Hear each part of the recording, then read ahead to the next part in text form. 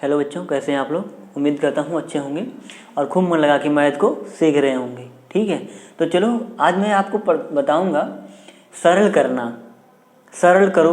कोई भी चीज़ आपको ऐसे इस तरीके से दे देता है या आप कोई क्वेश्चंस लगाते हैं या सवाल लगाते हैं तो क्या होता है कि इस तरीके से आंसर आ जाता है।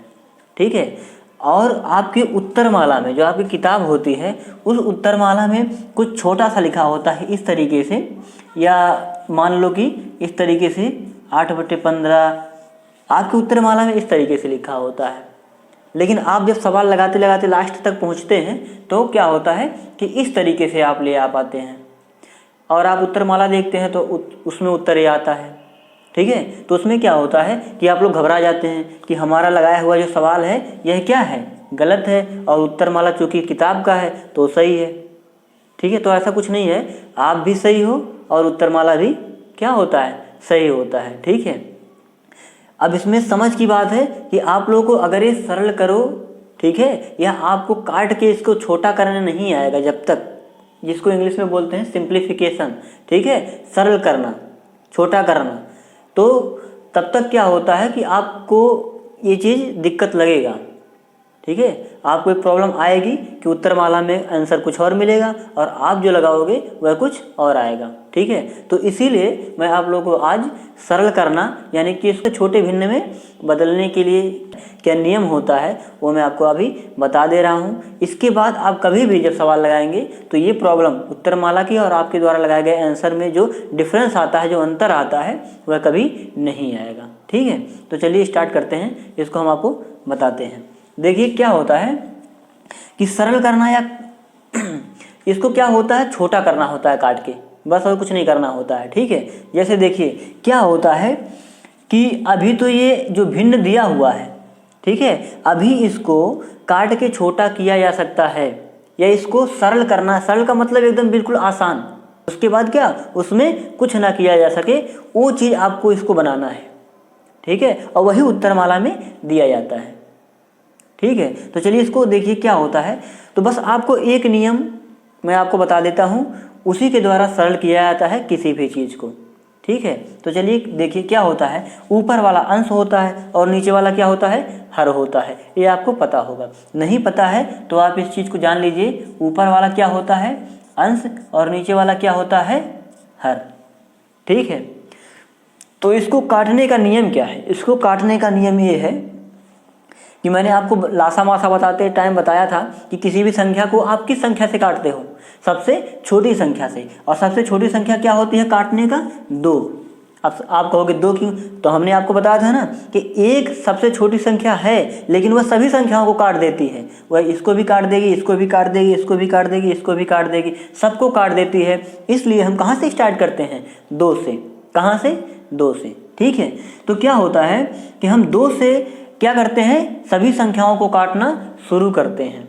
अगर 2 से कटेंगी तो ठीक है, नहीं कटती हैं तो हम 3 के पास जाते हैं, 4 के पास जाते हैं। इस तरीके से काटने का नियम होता है। तो सबसे पहले हम क्या करते हैं, सबसे छोटी संख्या 2 से काटना शुरू करते हैं, पहली चीज़। दूसरी चीज़ क्या है कि ध्यान देने वाली बात यह है कि जितने अंक से, यानी कि जिस अंक से हम अंश को काटेंगे उसी अंक से हम हर को भी काटेंगे, यही नियम है। और तो चलिए देखते हैं। देखिए इसको अगर हम 2 से काटेंगे तो 2 से काटने का मतलब क्या, 2 से हम इसमें भाग दे रहे हैं। क्या कर रहे हैं, काटने का मतलब भाग दे रहे हैं। तो 2 8 16, ये कट गया। अब 2 से हमने जब ऊपर वाले को काटा है तो नीचे वाले को भी हम किससे काटेंगे, 2 से ही काटेंगे, यही नियम है।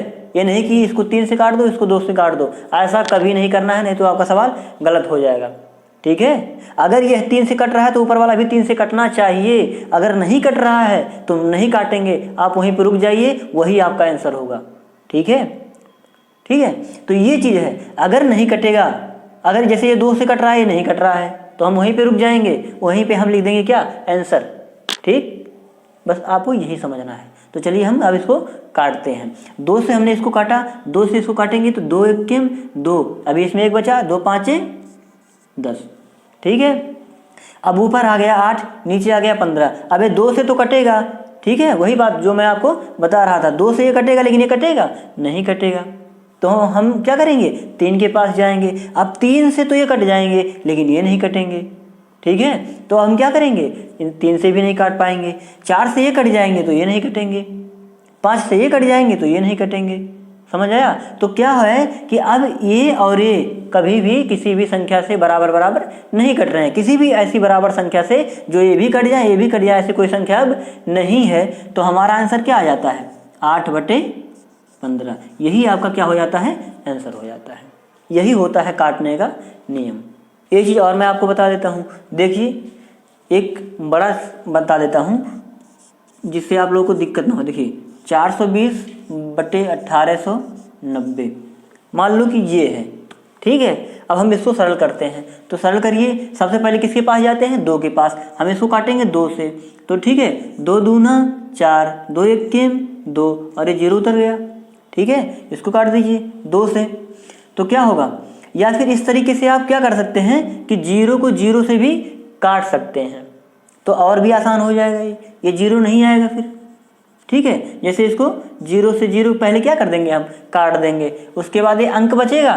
कभी भी अगर आपको 0 0 ऊपर नीचे मिले, ठीक है, पीछे साइड में, तो उसको आप आराम से काट सकते हैं। जैसे मान लीजिए 50 बटे आ गया 500, तो 1 शून्य ये कट गया, ये कितना बचा 5/50। अब इसको आप काट सकते हैं, ठीक है। तो इसी तरीके से क्या है, यहाँ भी 0 0 था तो हमने 0 0 काट दिया, ठीक है।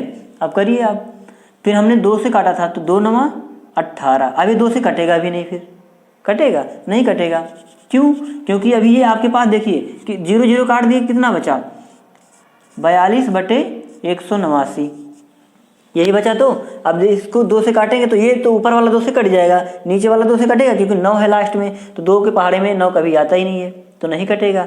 तो क्या करेंगे हम, देखिए अब 3 से काटेंगे, तो 3 से देखिए कटेगा, 3 1 3 और एक इसमें बचा, यहाँ 3 चौक 12 कट जाएगा, ठीक है। तो देखिए 3 1 3 और 3 चौक 12 कट गया। इसको देखते हैं, 3 छक 18 और 3 त्रिक 9, ये भी कट गया।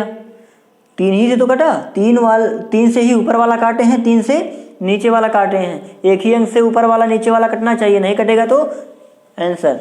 चलिए यहाँ पे अब ये 2 से कटेगा, ये 2 से तो कटेगा नहीं, 3 से ये कट जाएगा लेकिन ये नहीं कटेगा, 4 से तो कोई नहीं कटेगा, 5 से भी कोई नहीं कटेगा, 6 से भी कोई नहीं कटेगा। अब किसके पास जाएंगे फिर, 7 के पास, 7 से कट जाएगा, ये 7 दूना 14 और 7 9 63, ठीक है। तो आंसर कितना आ गया 2/9। अब ये कटेगा नहीं, कटेगा। तो जब नहीं कटेगा तो यही क्या हो जाता है, आंसर।